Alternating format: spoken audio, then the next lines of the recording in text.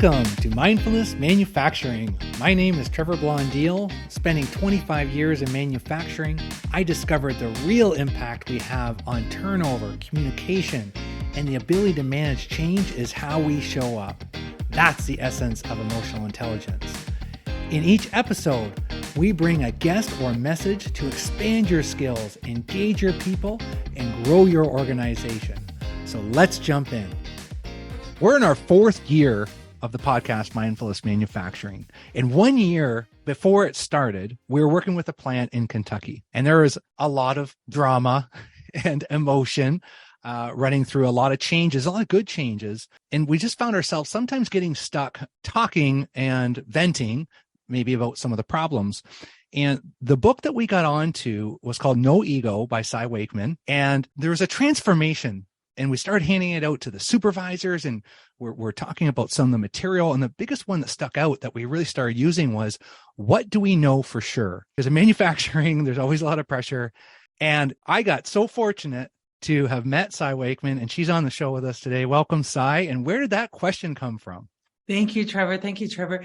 What a lot of people don't realize is I started my life out as a counselor, as a social worker. And one of the key responsibilities I had in working with my clients is to help them understand how their mind worked so they quit getting played by their own ego. And the biggest mistake they were making is they believed everything they thought, and they didn't realize that the ego would take fact. We had a shutdown and validation is on the floor, and add story. They don't care about our deadlines, and we can't be profitable if they're always shutting us down. And they're probably worried about some quality issue that we've already taken care of. And they're our arch enemy. But now we're suffering. And if I just ask people, what do you know for sure? Validation is called a timeout, a shutdown, and they are potentially double checking some, changes we made this morning. It instantly took the stress away because most of the time our reality is not as harsh as our story. And so the question, what do you know for sure, loosens the ego's grip immediately on the situation. And through that self-reflection, it separates out what's real from what our ego added in. And the ego brings suffering. So pain's inevitable. None of us like a shutdown. Pain's inevitable, but the suffering that comes with it is optional. So it started out as I would come in and my clients would be really activated and really triggered. And I would ask them to help me understand what was happening. And I would hear how they would take something that happened and add story, and their suffering was from the story. So one way to just show them in 1 minute what freedom looked like in the same reality was I would just ask them the question, well, let's go back. What do you know for sure? And that would toggle their brains into a whole different place from we're the victim, somebody else is the villain, we're helpless, we're all going to die, like these extremes. And it would toggle them back up into a reality that always was figure outable. And we love to have impact. And they were feeling like, given this story I've made up, there's no place for me to have impact. But that single question would put them back into a place of agency and impact, and it could have them plug and play with their highest selves, their best intelligence, all of their intelligence. And I could tap into a person that almost was a completely different person, and then I would get their best thinking. And then I found that collaboration was their natural state. Innovation was their natural state. Applying the training we had given them was their natural state. The same person toggled down was not seeing any possibility. That same person toggled up, which a question for self-reflection does, was tapped into possibility and curiosity and high self. So that became a powerful question for me. But I have a story about how I personally experienced it. So I was studying that. And I'm out with a group of leaders hiking on a mountain. And so, you get intellectual information. So I'm studying this as a counselor. I gave you the theoretical fact, but here's how it became somatic. Here's how it became to live in my DNA. I was out leading a group of leaders on a hike, and I love getting people out physically active, getting them out of the workplace, because that's when we play like we show up, and we can really process that. So we're out on the hike, and I'm so in touch with the glory of the day. We're paused. I'm looking out. The valley is beautiful, and the company I'm hiking with is just brilliant and spectacular people. And I'm just rejoicing in that. I'm feeling like so grateful, like this is heaven on earth. I'm in bliss. I can't believe they pay me to do this job. That's my state of mind. It's time to move on. So I go to lead the group forward, and out of the corner of my eye, I saw a glimpse of something squiggly. And that glimpse, like immediately, I thought a single thought, snake. And that one thought took me from heaven to hell, from I can't believe they pay me to do this job to they don't pay me enough to do this crappy job. And it really hit me how thinking a thought and believing it, focused wholeheartedly, changed my reality. The reality was the same, but that single thought just changed everything. And I still was the leader, so I had to move gently forward, like putting one foot in front of the other. I panicked. I'm pretty much making up a story about how I'll need to be life flighted off the mountain with a snake bite. And this is how I'm going to die. And as I move forward, I get a better view. And I see that was not a snake at all, that it was a rope of somebody's saddlebag. And I had to reflect, like my heart's beating. I'm still recovering from the adrenaline rush. I had to reflect on the fact on how keyed up I got, how many calories I consumed when I just believed my thinking without question. Yeah. And if I had just asked myself, what do I know for sure? All I know is there's something squiggly ahead, and that gives me good information. Proceed with caution. And make some noise. Snakes usually respond to hiking noise, and they don't want to meet you. They move out of your way. And that's where it really dawned to me, once you see something, you can't unsee it. Like if I see how you do a magic trick, I can no longer see the illusion. That dropped the veil for me. And when I went back and I started to get stressed or keyed up, I often saw that as like a little alarm clock going off. Like I probably should question my thinking. Am I seeing reality for what it really is? Or am I just buying hook, line, and sinker what my ego's thinking? So I started to just meet any stressful moment with that question, what do I know for sure? And found so much freedom in it, because most of the time I'm way out into the future. I'm way into the past. I'm into story, not reality. And reality, I have found, just isn't that tough, especially if we bring in the genius of the collective. We're pretty good at problem solving. We've got good methodology. In manufacturing, that whole concept of the other shift, what do we really know what happened on the other shift? Before we talk about land basting, what they didn't do, how are we doing? Like, how are we leaving this shift, right? And is it just kind of getting grounded in what do we know for sure? And then are we seeing something in another shift that could be on our shift? Yeah. There's so many questions to that. Like another question I love is, what could I do to help? Like stop judging, start helping. And I've worked a lot in healthcare, and we're a different sort of production facility. Oh, yeah. Like people we think we're saving lives in manufacturing, but you really are. Well, we are saving lives, but people in healthcare don't like to think that we have standardized processes and we're really, we're really focused on throughput. We admit, we treat, and we want that person back out as quick as possible. We want them shipped to a different location, right? But a question, it started with like, what do I know for sure? But it really led me to the power of self-reflection as the ultimate drama diffuser. If I'm in drama, there's a question that will get me plugged and played back in a way that actually is useful. And so a lot of times I would have my team come in healthcare, and they would be like, well, obviously third shift just took the night off and third shift didn't do anything. And sometimes I would lead with the question, like, what do you know for sure? And the answer was like, I know it's undone. We're restocking all the shelves. And instead I changed my technique for that. And I would say, what would happen if you stopped judging and started helping? What's the issue? Well, restocking didn't happen. I'm like, great. So what could you do right now to help? Well, I could get things restocked. Well, that sounds lovely. Please go do that. But what I encourage people to do is give benefit of the doubt, grace, mercy, and tolerance. Approach that with curiosity. If consistently we have some things not restocked, rather than judging and complaining and venting and whining and using our time to begrudge the other shift, can we approach that with curiosity? Can, when we do that handoff, us say, how was your night? And what were things that you were able to get done and what was left undone?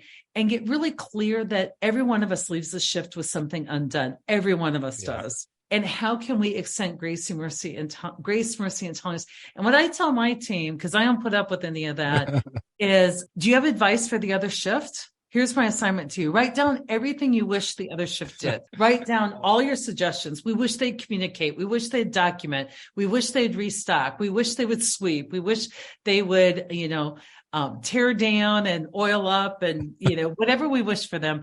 We wish they would leave us in wonderful situations. And then I would have my team make a list. I would say, okay, here's a practice. That which is missing is that which we're not yet giving. We'll go first. If this is how you think a shift should operate, let's be that shift. And let's set our team members up for success. If you think it's so easy, you show me, you go first. And what normally happened is when consistently a shift came in following us, and we did our best to either have it ready for them or communicate to them the circumstances around us needing their help and catching back up, we extended an invitation rather than a lecture. Anytime you extend invitations rather than judgment, people are more likely to meet your grand gesture with one of their own. And so inviting people, we call it calling people up to greatness.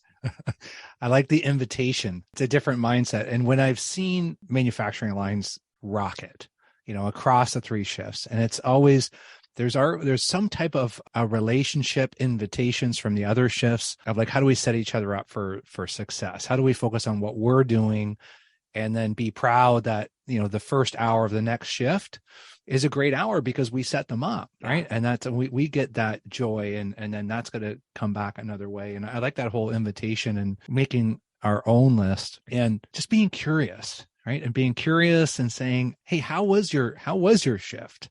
Like, what's going on? And about 9 times out of 10, somebody's going to miss something. And so we can either go into the ego judgment mode of look at what they did, or wow, they had a lot going on and they were still able to manage this. And that's being a professional, right? People want to be empowered. And the first place I empower them is to be professionals. Professionals give other people the benefit of the doubt. Professionals don't automatically think worst case. We think best case. And I think it's just so important as a leader.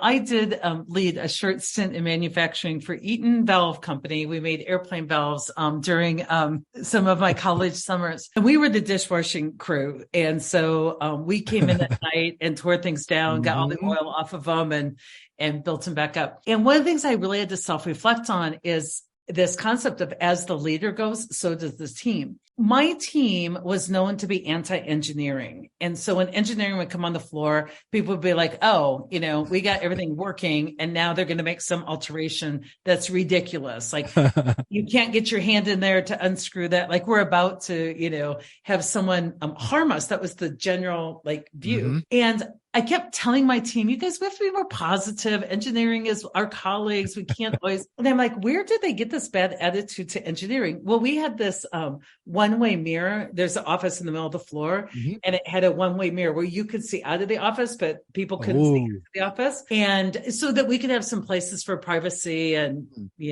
a lot of reasons. It wasn't even malicious. But one time I was facing that window, which was a mirror to me. And when manufacturing or engineering came on the floor, they go, hey, engineering's on the floor. And I happened to catch my face in the mirror. Yeah. And I literally closed my eyes, shrugged my shoulders, and I may have said a profanity like, oh, F, right? And I saw myself do that, and I'm like, oh, now I know where they get it. Because what I think a lot of leaders don't realize is as you go, people go. And the power is not in what you tell people. It's what you get them reflecting on. It's what you get them to consider. It's the invitations like, you make. And one of the invitations I made to people is that anytime you're seeing something you don't love, you have an invitation to do only one of two things. And the Dalai Lama points this out. He said that if you want no suffering in your life, now pain's inevitable. If you want no suffering in your life, you only have two options. If something happens that's unpreferred, you can step up and impact it, ask for what you need, collect data, process, improve it. You go first, do it, be the example, or you can radically accept it and just say, some days are like that. Some days we come in and we've got to hustle extra hard and help other shifts out. They help us out. That's called teamwork. But most people want a third option. I don't want to help. And I don't want to just give mercy, grace, and tolerance. I want to stay and vent about it. And what we teach is that the third option is always one of suffering. You can step up and impact, or you can step aside and give benefit of the doubt. And so when my team thought they were helping the other shift, I'm like, no. You're just helping yourself. There's two ways to go through today, joy or misery, your choice. And this isn't about doing more than your fair share for the other shift. This is about you being engaged and happy at work. And so I'm about your happiness. And it really just dawned on me the invitations I would make to people to stop judging, start helping. In fact, if you worked for me, on the back of your badge was a question, how can I help? And when you came into me, the tattle, did you hear what IT just did? They did an upgrade and didn't consult us, and they don't care about our KPIs. They don't care about our metrics. They didn't even check where we were in the process. They just shut things down. They can't manage their way have a paper bag. They should be fired, like those drive-bys. I would often just stop people. And first I would translate as a leader. Instead of, those blankety blanks in IT, I'm like, our colleagues in IT, they just completely trashed our KPIs. They've made the decision that might impact our KPIs if we don't respond appropriately. And I just translate it for people to say, hey, lose the drama. And then I would say, I'm just wondering what you're doing to help. And they're like, well, I'm in here complaining to you. And I would say, so far that's not that helpful. Hold on a second. Help? Where were you 15 years ago when I was taking my son to his hockey game? Or I was supposed to. And then I got stopped by a team member on my way out and they just had to vent. And then, and then the next day I'd have somebody else in my office. I thought, you know what? I'm a good leader. I'm going to make sure that I just listen to what Cy has to say today. And I started doing more research on this and then fell into your material. It's like, well, so explain to me why Trevor wasted many hours of his life listening to complaints, and that's not helpful. Well, and we're kind of trained that way. So what we talk about at Reality-Based Leadership is a lot of you have had amazing training. We don't want you to throw that out. We want you just to modernize it. And one of the things we were all taught is keep an open door or be a servant leader, be accessible to your people. And the first time I went from being a counselor to a leader, they're like, keep an open door. People need to be able to come to you. And I thought that sounded boundaryless and potentially dysfunctional because of my background, but I thought no problem. But what I found out is people would come to me and they would say, hey, do you have a minute? And I would say, sure. But the average meeting was 45 minutes in length. Yeah, a minute turns into 45. Yeah. And I would say, the average content of the meeting were things that never happened or never would happen, or tattling or scorekeeping or venting. And what people don't realize is that venting is not sharing feelings. It's a behavior. It's character assassination. It is trying to get a quick hit of dopamine and serotonin. It feels good, but it's not productive. There's a huge hangover to venting. And for a lot of reasons, venting is behavior that we as leaders should not enable. And so many times people would come in, use 45 minutes, and then say, the conclusion would be but don't do anything. I just wanted you to know. And what I realized is that people were coming in venting without self-reflection. And venting really is the ego's way of avoiding self-reflection. And so I started to use quick tools, just like we would use in a continuous improvement model or like we would use in project management methodology. I started to use tools and people would say, do you have a minute? And I did if they had self-reflected and they were coming in having sorted out fact from story. And so I would say, absolutely, come on in. And one of the tools we talk a lot in the book, No Ego, we have a whole toolkit there, is we would come in And I would say, do you have your S-bar tool? And that was really just the S is the situation. The B is the relevant backgrounds. The A is the analysis, and the R are recommendations, plural, showing your mental flexibility. What ideas do you have? And if people took the time to go through and just fill out this template, I could then coach them without going in circles. So they would come in with the S, and I would look at the situation for drama. They would say, we just got 3 new orders dumped on us. And I could coach them. I would say, so we have 3 orders that did not come through with the same shipping time as usual. And then see relevant backgrounds. Well, you have to go back before we were merged twice, and back before we set up the new line, and 3 supervisors ago. I'd be like, we don't work for the History Channel. All I need to know is how the background applies to our strategy, what we're trying to do for our customers today. But I could coach them on what do you need to let go of to live joyfully today. It sounds like 20 years of history. And then I would hear their assessments. I would hear how they're critically thinking. A lot of them, did you fact check? This happens thousands of times. Did you pull the data and show me, how many times it really happened?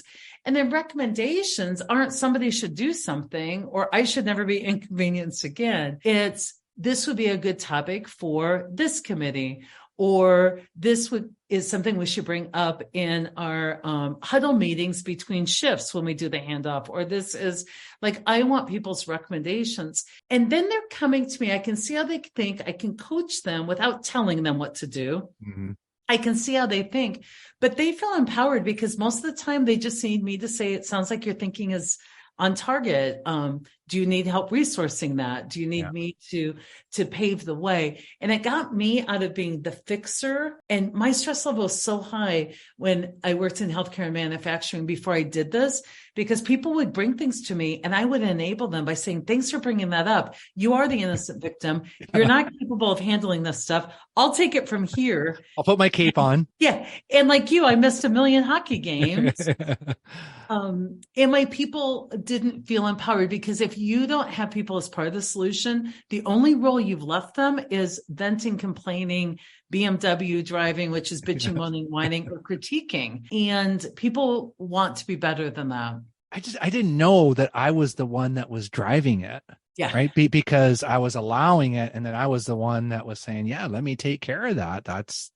I got 300 people and I need to make sure I do this. And it's like, well, no wonder I was missing. Son was late for the hockey game. That was all kind of self-inflicted. Well, and I think so many of us, we are promoted because we're great doers. And so we tend to be kind of over fixers. But when I give keynotes, when I give training, the number one question is, Cy, how can I make my team member do X? Or how can I hold them accountable? And I usually start with the opposite of that, the opposite side of that question, which is if I have behavior I don't want, how am I enabling that? Yes. Which is a different question. Okay. I have a clock-in story that happened in healthcare that was really good example of this.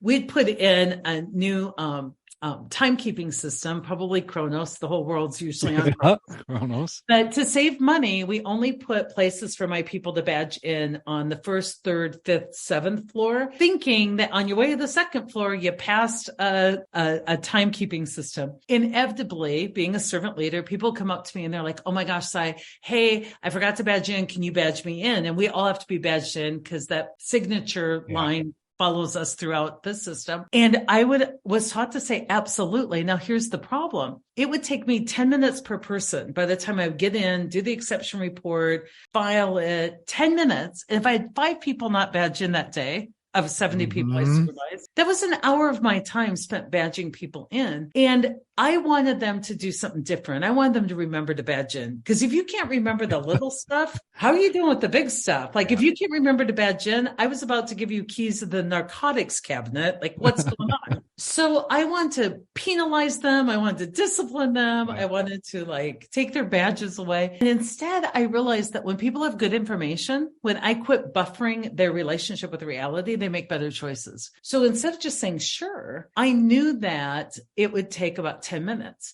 I would say, sure, that takes me about 10 minutes. So let your team know you're going to be delayed 10 minutes. Go let them know and then come with me. We'll spend that time together. And I would get in while I'm badging them in. I would see that they weren't necessarily compliant. They hadn't watched their fire safety video. I'd get them doing that. Like, now it wasn't to punish them, but they made better decisions, because when they went a floor up, they go, crap, I forgot to badge in. If I run back, it'll take me 2 minutes. Yeah. They're like, I could have Wakeman do it. But now they knew that would take them 10. And all of a sudden they started making better decisions, because I quit enabling them, protecting them from their natural consequences. And once you run down the steps, your memory improves. Like after you've done that the third time, you're like, I'm badging in now. And it wasn't some master plan that I wouldn't help them, because all of our even top performers forget things, like we're human. But I quit enabling the behavior, and the behavior totally changed. And I think so many of us enable that which we don't want to have happening. We always like to say manufacturing, like structure drives behavior, drives results. Absolutely. And that's some good structure that signifies that. Where this has got me, and I don't know if it's part of the influence of you, Cy, over the years, the leader, and the higher we go up in leadership, we are sharing a vision of what good looks like, and then working with each person on your team to say, how do you tie into that? What's your expectations? What do you need to get there? And this pattern that I've been seeing the last couple of years in coaching and helping, supporting some plants, is that we want this behavior to change. And we're trying to push this behavior change. And I'm talking about curiosity and like, understanding, like, okay, if you want them to not ask you to come do that or get the data for that report, you want to change that behavior. You told them Trevor, I've told them 3 times. And it's kind of like, okay, so how are we changing the thinking? So they're thinking in such a way that I need to scan in, or I need to get that data. And it's this whole shift of, we can use out of the History Channel. I can tell you stories and history of why this is important. And we think we're good leaders. So we're telling our own story, and this is why it's important. And after 10 minutes, you're like, oh man, I've just done a great monologue here. This person, I'm a good leader. And then they go and they don't change their behavior, because when they left the conversation, they just said, oh, okay. Because it was one-sided. It wasn't iterative. It was something for them to receive and live through, and then walk away feeling they were lectured to and not a part of. So anyway, go ahead. But yeah, we know the power of a leader is what you get them thinking about, not what you tell people. So in your work, are you seeing this whole aspect when you're helping other leaders, Cy, that does it come back to a lot of that self-reflection, like you said in the beginning, of, am I asking questions, and am I asking the right questions? And when that person leaves, was I lazy and just kind of like said what was on my brain, what I wanted? Or am I actually looking to have curiosity of why are they thinking that way and go a little deeper? Are you finding that? I'm finding that once leaders get fluent in that modernization of their style, they can get a lot more done with a lot less, which is what we're really hoping for. The old way of a leader is, we tell you,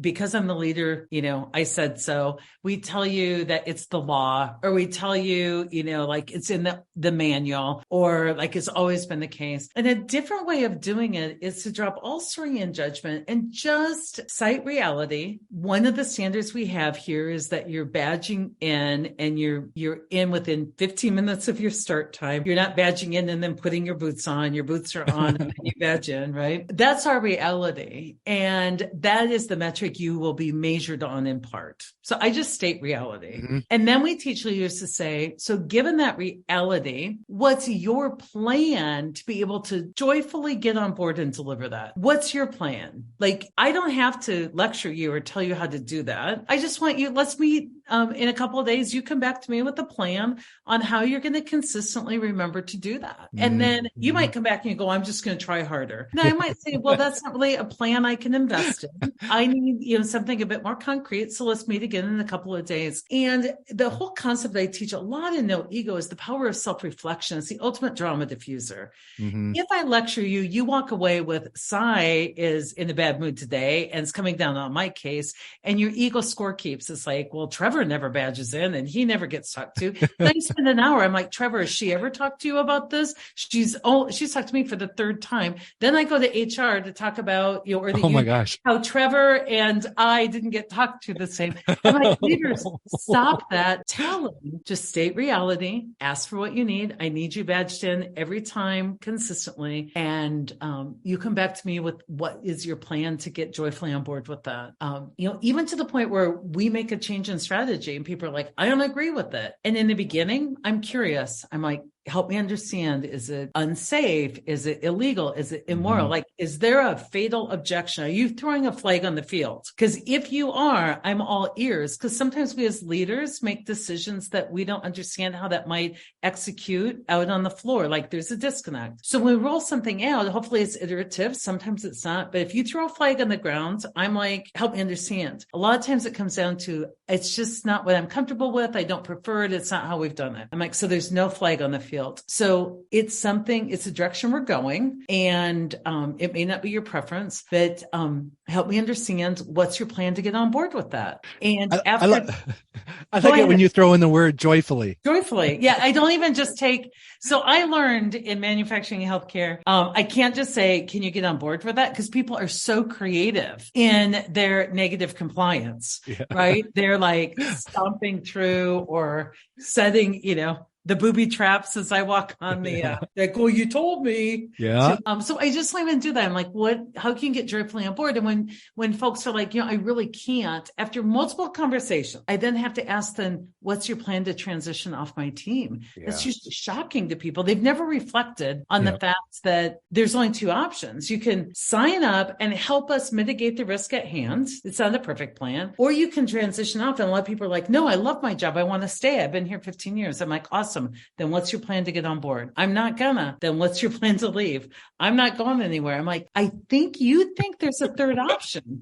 Like you can stay and hate, or you can stay and be mad, or you can stay and sabotage. And I owe it to the other 90% of the people who have joyfully signed up to not have their workplace contaminated with someone who is just simply unwilling. And I think we've done a good job here in a short period of time, take it from beginning to end to like that first question to, hey, you may think there's a third option.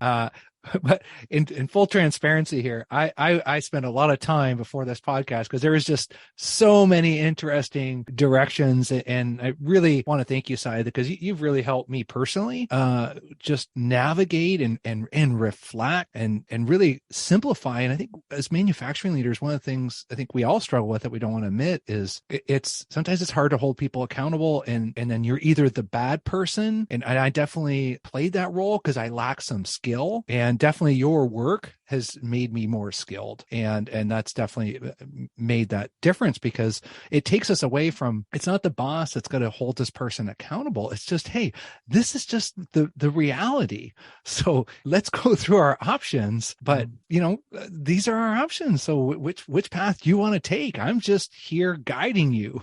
And I think that's the key is that people get leaders in reality so confused. They're like, well, you're making us, improve our throughput. I'm like, oh no, so capitalism and competitiveness and pricing has you given incentive to increase your throughput. You have reality and me so confused. I'm just here reporting to you that we won't be open if we don't increase our throughput. And I think leaders, put themselves in that bad situation. I know I've taken you all around the bend and you probably wanted the very simple podcast, but leaders, we can only make the invitation and then not protect people from their natural consequences. I invite you to either show up, call in, use your family medical leave or a doctor's, I invite you to be here, or if you're not here, to follow these guidelines. That's my invitation. Mm-hmm. Now, when you don't do that over time, I just can't protect you from your natural consequences where you're not eligible for that promotion or that extra raise that, is in the contract because of this. This wasn't my doing. But the biggest invitation I have for people lately is if you're in a conversation that's exhausting, quit trying to improve upon it, just end it and begin a new conversation. So are in exhausting conversation. And I'm just like, you know what? I'm not going to put more energy into that conversation, I don't think we'll make progress. Let me start a new conversation. A lot of conversations are about why we shouldn't have to, or why we can't, or how misunderstood we are. And I'll just say, you know what? I'm going to end that conversation. I want to start a new conversation about what would great look like, and what are the possibilities of positive outcomes here, and what if it were possible? How could we? And in that way, leaders are not managers of people or the work. Standardization should be managers of the work, policy and standard operating procedures, and leaders manage the energy of people, and we manage energy away from why we can't or why we shouldn't have to how we could. And a lot of this is not, you can't go in telling people, you'll completely lose respect. People are sovereign human beings, and they're brilliant, and led correctly, they'll step into that brilliance most of the time. And so we can't go in preaching and teaching. We've got to go in inviting and asking questions for self-reflection. And the power of a leader is what you get people thinking about. Self-reflection is the ultimate drama diffuser. If you have drama, it's because your people are involved in venting, not self-reflecting. It's just that simple. I got to drop the mic on that one. And I've got to see you speak live in front of thousands of people. So wonderful, Cy.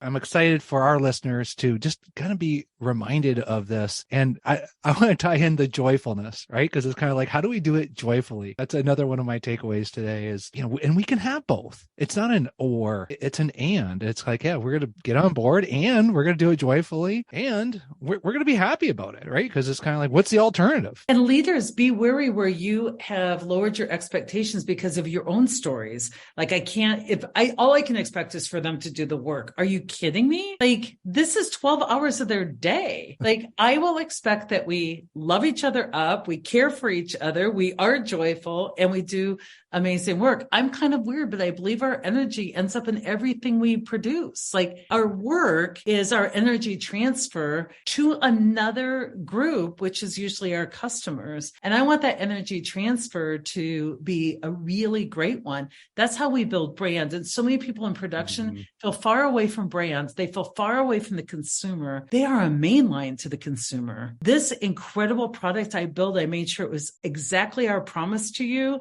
And I did this, and here you go at the price we promised, at the day we promised. Like, that is a direct main line to, this is who I am. I'm pretty spectacular. I put it into a product, and I gave it to you, and you gave us money, and we really appreciate it. That simple. if we stay in reality. So if you want to learn more about Cy, I have a on my website on 2018, I had your book on there that I was sharing, and just because I got so much out of it. And then over the weekend, I listened to Life's Messy, Live Happy, and just a great audible version that I did of your latest book, Cy, and just a different side, right? And that I enjoyed so much. And for our listeners, then what's the best way for them to follow you now, Cy? So everywhere on social, at Cy Wakeman, CYWAKEMAN.